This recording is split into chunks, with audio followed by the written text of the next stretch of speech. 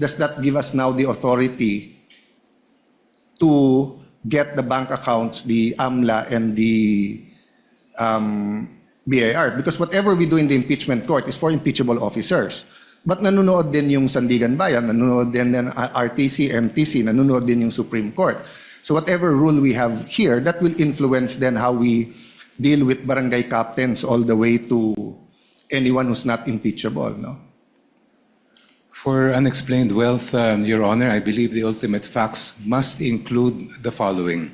First, that the person involved amassed wealth. Second, that that wealth is manifestly disproportionate to that person's lawful income. So kailangan po natin makita kung ano yung kanyang kayamanan at kailangan natin ikumpara doon sa lehitimo niyang kinita.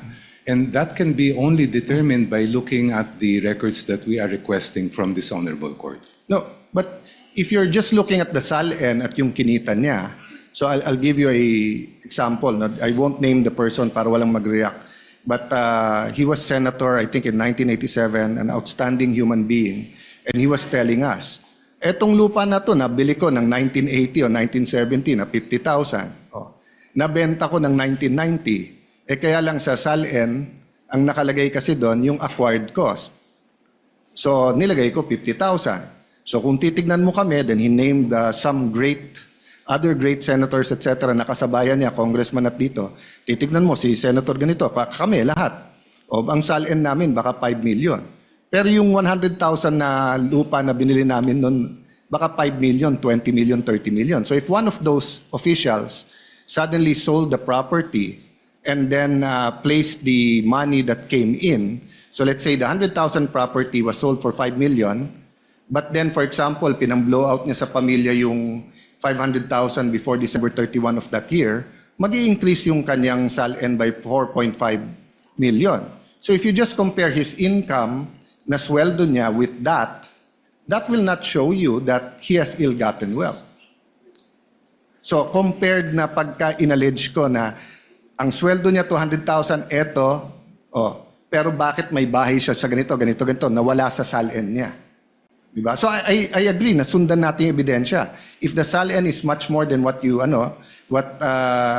making, that could spark your curiosity, your suspicion, and continue to investigate.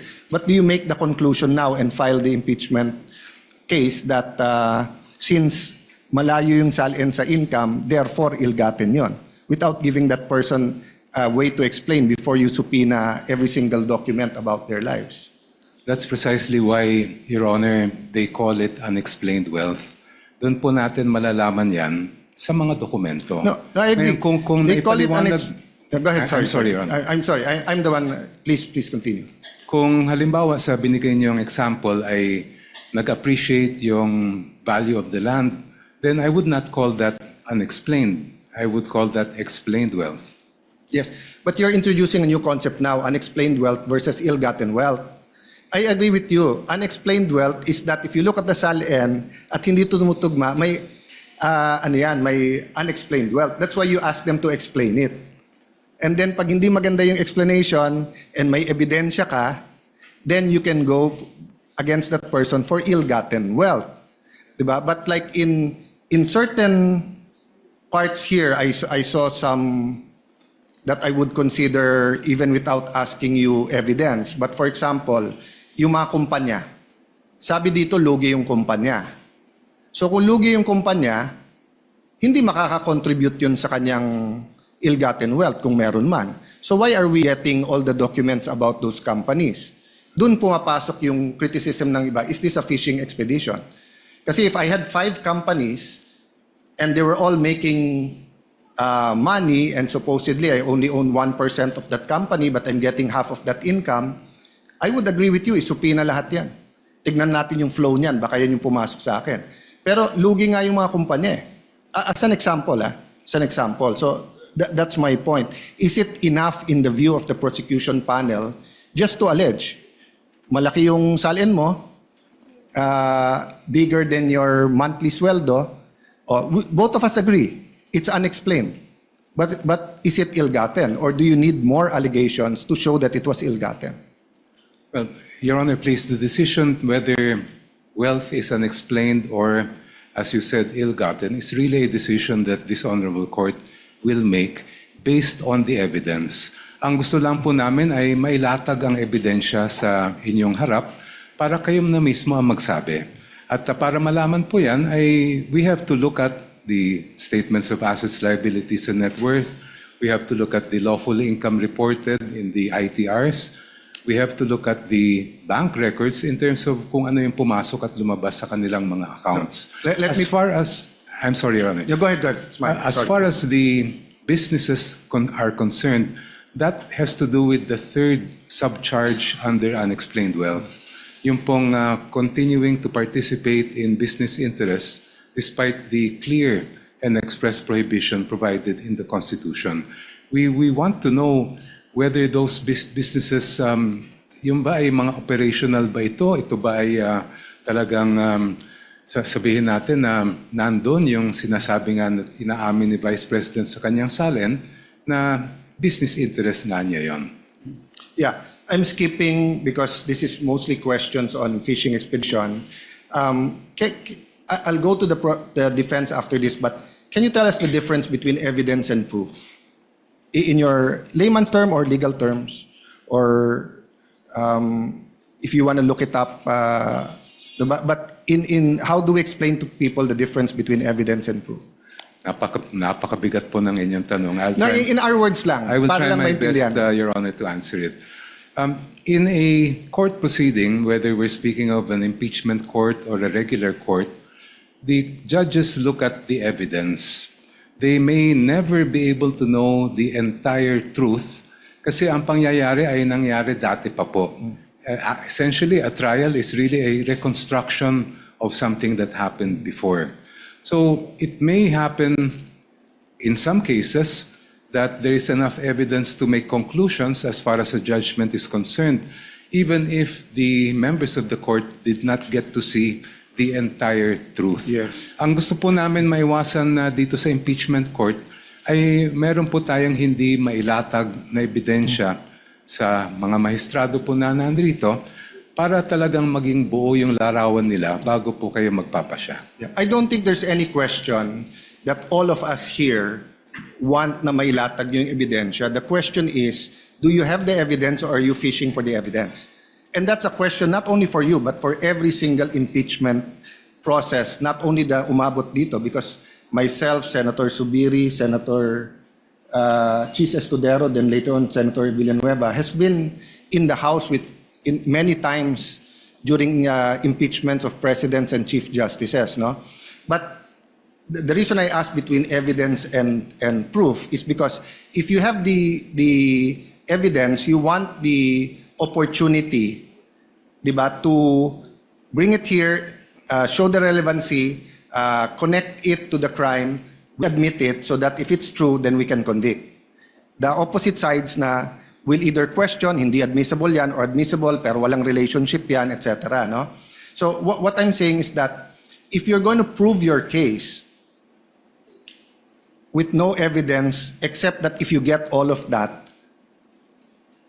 then magiging arbitrary yung House of Representatives, sinong gusto nilang i-impeach, because almost any public official who's been there for a long time, you will see discrepancies in their SALN because unang-una iba yung acquisition cost at iba yung current value at iba din yung deadline ng December 31, no? Which after this I'll ask the defense to answer, then I'll go into the AMLA, which is different from bank accounts, no? So if you're coming to the court with evidence already, but kinukuha mo yung subpoena na yan, di ba, to further prove your point, I don't think there'll be a question there. As Attorney Powa said kanina na kung yung BIR box na yan, alam natin yung laman, and dapat gamitin dito, they inallege nyo na.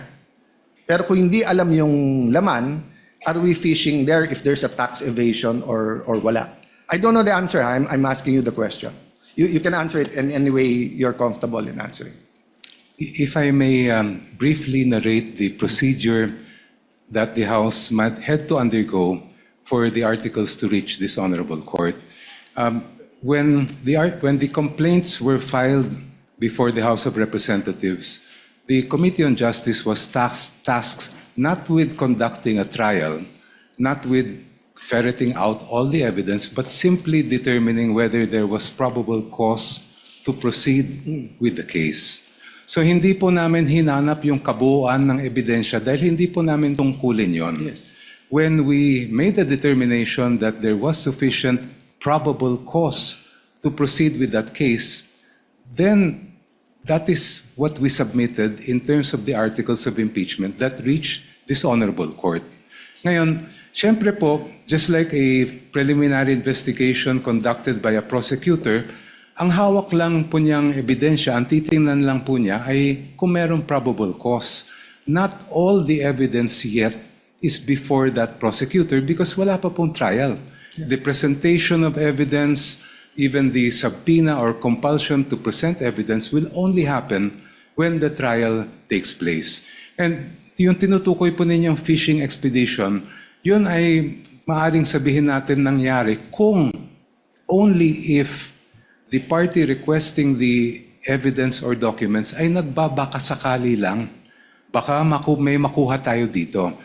In our case, I have to disagree that there was any sort of fishing expedition because based on what the Committee on Justice and later the plenary of the House found was sufficient, there was enough cause to proceed with the I'll case. go to probable cause, but yung sinabi mo, baka sakaling may makukuha dito. You said hindi ganon. So anong makukuha natin if we grant all the subpoenas you're requesting? The evidentiary facts, Your Honor, that were not yet, hindi pa nakita ng House nung ang ginagawa lang po namin ay determinahin ang probable cause. So nagbabaka sakali din? Hindi po. No, kasi you said... Because there is basis for Yeah. requesting for So the what bank will you records. see? You still don't know what you'll see. We are basing the request for the bank records on the evidence and information provided by the Anti-Money Laundering Council, which appears to show that there were billions of pesos that went through the accounts Okay. of the Vice President during that Let's go period to that of time. with the permission of the defense, then I think you're listing down naman. So the Anti-Money Laundering Council, no, does not deal with income. They deal with flow, right? So pag sinabing billion, that doesn't mean that a certain official has billions in their account. So meaning if I have ₱1 million deposit on January 1, and then on January 5, I take it out and put it in time deposit for 1 month, and 1 month later it comes out with 2% time deposit, hindi na 1 million yon. 1 million in, 1 million out, 2 million, 1 million in the time deposit, 3 million. Paglabas na may 2%, 1 million 2 pesos, 1 million 2,000 pesos, 4 million na yon. So hindi evidentiary yun, speculation sa ikot ng pera. Meaning, all I have to do is find someone with a bank account and give them a long enough period, and I will say that they have hundreds of millions or billions. Precisely, Your Honor, that is why we want the bank records to be produced. Because, as you mentioned, the only reports submitted by the Anti-Money Laundering Council pertain to covered and suspicious transaction reports. They do not show us the exact balances that were contained And in those bank accounts. And it is only the bank records that will provide Yes. that information. Agree. And it's suspicion. When you say suspicion, that does mean necessarily suspicion that it's attached to a AMLA crime, but it could be suspicious meaning 6 months walang gumagalaw, biglang everyday ngayon gumalaw. Di ba? Yun yung definition ng part ng definition ng AMLA. But if you cannot connect AMLA and the bank accounts, that's precisely what the defense and other people are saying. Aren't you nga fishing between the three? Fishing means hindi mo pa hawak, so you're trying to get a fish, in this case a very big fish.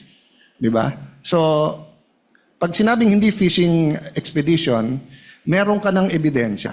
But you want to prove that in court, and you need that to prove it, but you know what to prove already. If we bring Your Honor's logic to its conclusion, that would mean that the Committee on Justice would have to conduct a full-blown trial, get all the evidence at that level, so that we do not have to fish anymore when we get to this court. When that is not the contemplation of the procedure for impeachment under the No, I Constitution. won't argue what the With what the the permission, House. with the permission of the gentleman of the floor, Senator Cayetano, Last two questions. thank you very much. So,